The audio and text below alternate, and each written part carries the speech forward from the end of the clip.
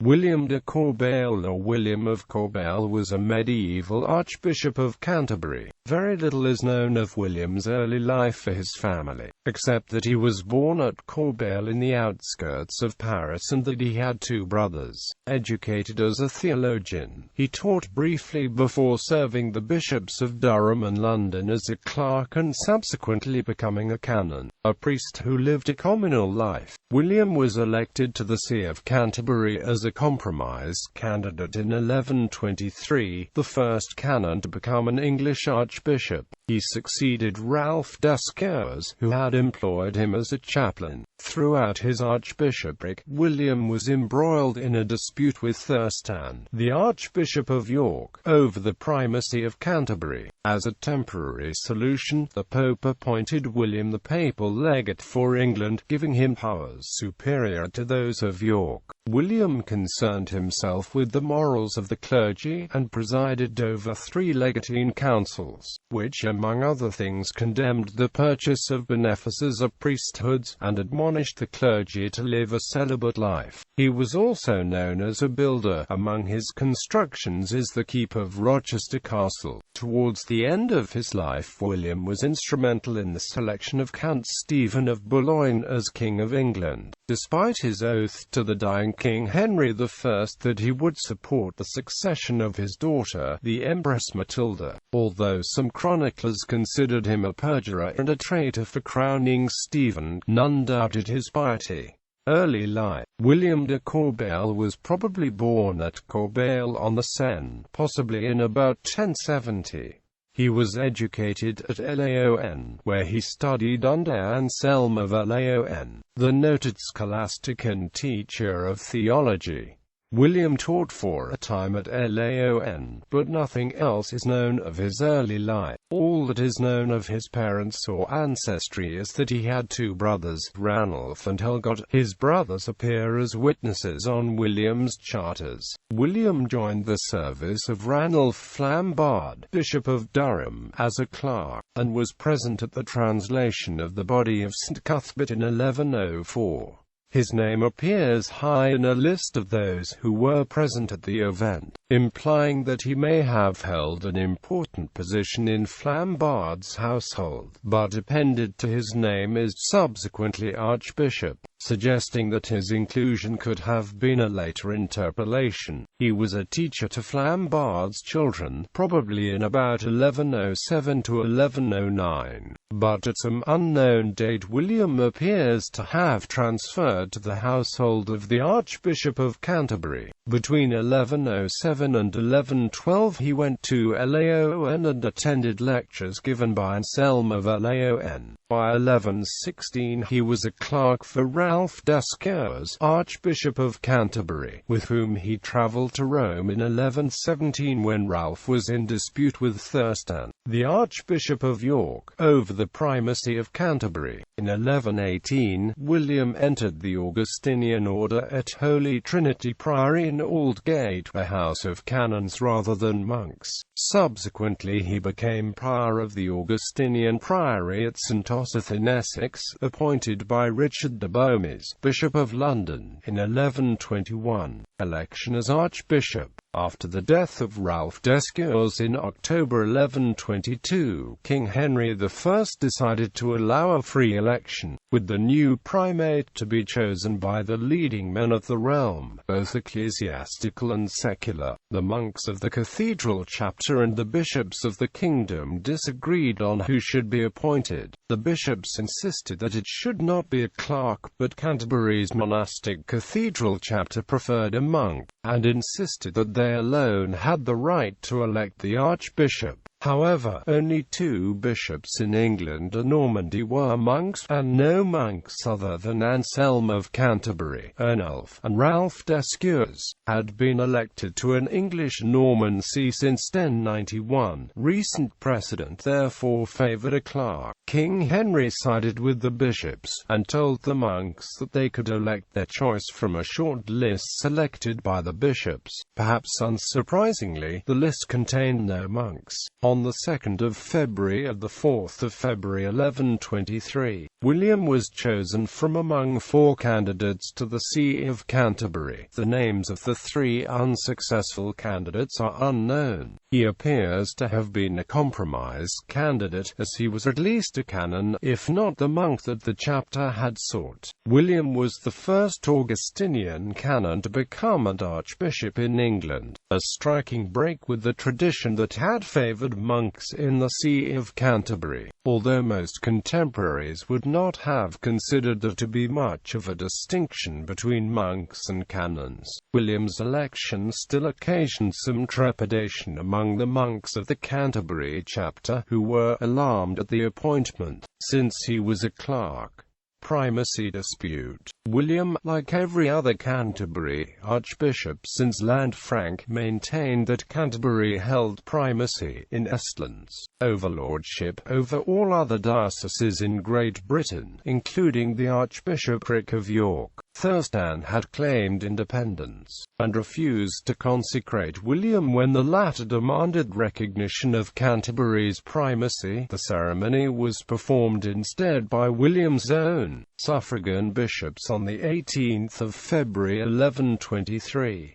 Previous popes had generally favoured York's side of the dispute, and the successive popes Pascal II, Gelasius II, and Calixtus II had issued rulings in the late 1110s and early 1120s siding with York. Calixtus had also consecrated Thurstan when both King Henry and William's predecessor had attempted to prevent Thurstan's consecration unless Thurstan submitted to Canterbury. After travelling to Rome to receive his pallium, the symbol of his authority as an archbishop, William discovered that Thurstan had arrived before him, and had presented a case against William's election to Pope Calixtus II. There were 4 objections to William's election. First, that he was elected in the King's Court. Second, that the chapter of Canterbury had been coerced and was unwilling. Third, that his consecration was unlawful because it was not performed by Thurstan. And fourth, that a monk should be elected to the See of Canterbury, which had been founded by Augustine of Canterbury, a monk. However, King Henry I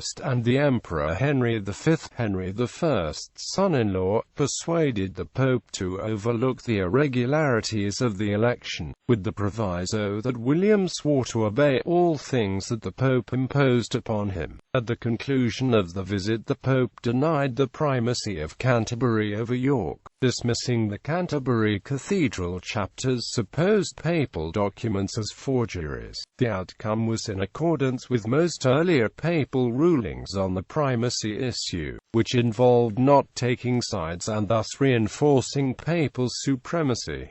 William returned to England, and was enthroned at Canterbury on the 22nd of July 1123. The Archbishop's next opponent was the papal legate of the new Pope Honorius II, Cardinal John of Crema, who arrived in England in 1125. A compromise between York and Canterbury was negotiated, which involved Canterbury allowing York the supervision of the dioceses of Bangor, Rochester, and St. Asper in return for Thurstan's verbal submission and the written submission of his successors. The Pope, however, rejected the agreement, likely because he wished to preserve his own primacy, and substituted his own. The papal solution was that Honorius would appoint William papal legate in England and Scotland, which was done in 1126, giving William the position over York, but it was dependent on the will of the Pope, and would lapse on the Pope's death. The arrangement merely postponed the problem, however, as neither Thurstan nor William renounced their claims.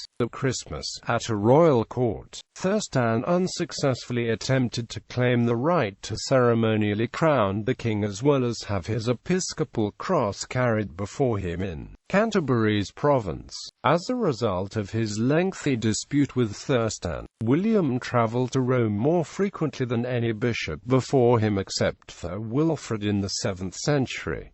Archiepiscopal Activities. Legatine councils in 1125, 1127 and 1129 were held in Westminster, the last two called by Archbishop William. The Council of 1125 met under the direction of John of Crema and prohibited simony, purchase of the sacraments, and the inheritance of clerical benefices. John of Crema had been sent to England not only to seek a compromise in the Canterbury-York dispute, but to publicize the decrees of the First Council of the Lateran held in 1123, which neither William nor Thurstan had attended. Included in canons were the rejection of hereditary claims to a benefice of prebend, which was a source of consternation to the clergy. Also prohibited was the presence of any women in clergy's households unless they were relatives. In 1127 the council condemned the purchase of benefices, priesthoods, or places in monastic houses. It also enacted canons declaring that clergy who refused to give up the wives of concubines would be deprived of the benefices, and that any such women who did not leave the parish where they had been could be expelled and even forced into slavery. Lastly, in 1129 the clergy were once more admonished to live a celibate life and to put aside the wives. This council was presided over by King Henry, who then undermined the force of the prohibition of concubines by permitting the clergy to pay a fine to the royal treasury to keep the women. William's allowance of this royal fine was condemned by the Chronicle of Henry of Huntingdon. The festival of the Conception was also allowed at one of these councils. As well as the councils, William was active in his diocese, and was interested in reforming the churches in his diocese. A conflict with Alexander of Lincoln over a church in Alexander's diocese led to further condemnation by Henry of Huntingdon and prompted Henry to write that no one can sing praises because there's nothing to sing about. William seems to have been somewhat eclipsed in ecclesiastical administration and appointments by Roger of Salisbury, Bishop of Salisbury, and King Henry's primary advisor. William reformed the nunnery of Minster in Shapey, however, and he installed a college of regular canons at the Church of St. Gregory's in Canterbury. He also secured a profession of obedience from the newly installed abbot of St. Augustine's Abbey in Canterbury. His legateship from Honorius lapsed when the Pope died in February 1130, but it was renewed by Honorius's successor Pope Innocent II in 1132. During William's last years he attempted to reform St. Martin's, Dover. The king had granted the church to the Archbishop and the Diocese of Canterbury in 1130, and William had a new church building constructed near Dover. The Archbishop had planned to install canons regular into the church, and on William's deathbed dispatched a party of canons from Merton Priory to take over St. Martin's. However, the party of canons, who had been accompanied by two bishops and some other clergy, were prevented from entering by a monk of Canterbury Cathedral who claimed that St. Martin's belonged to the monks of the cathedral chapter. The canons from Merton did not press the issue in the face of the Canterbury chapter's appeal to Rome, and after William's death, the cathedral chapter sent 12 monks to St. Martin's instead. The construction of the keep of Rochester Castle, at 115 feet, the tallest Norman-built keep in England, was initiated at William's orders. Built for King Henry, it is still intact, although it no longer has a roof or floors. The work at Rochester was built within the stone curtain walls that Gundulf of Rochester had erected in the late 11th century. The keep was designed not only for defense but also to provide comfortable living quarters, which were probably intended for use by the archbishops when they visited Rochester. In 1127, the custody of Rochester Castle was granted to William and his successors as archbishop by King Henry, including the right to fortify the place as the archbishops wished, and the right to garrison the castle with their own men. In the view of the historian Judith Green, the grant of the castle was partly partly to secure the loyalty of the Archbishop to the king, and partly to help secure the defences of the coast. William also completed the construction of Canterbury Cathedral, which was dedicated in May 1130.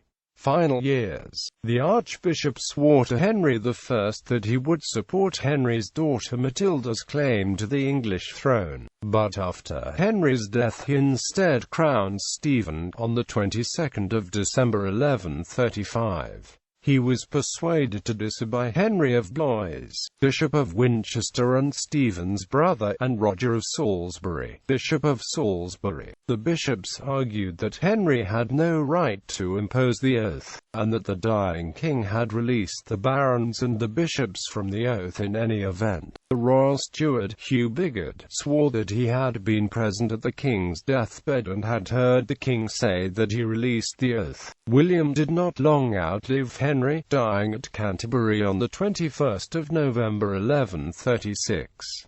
He was buried in the north transept of Canterbury Cathedral. Contemporaries were grudging in the praise, and William's reputation suffered after the accession of Matilda's son, Henry II, to the English throne. William of Malmesbury said that William was a courteous and sober man, with little of the flamboyant lifestyle of the more modern bishops. The author of the Gestus Stephani claimed that William was avaricious and hoarded money. None of the chroniclers, however, doubted his piety, even when they named him a perjurer and a traitor for his coronation of Stephen. Citations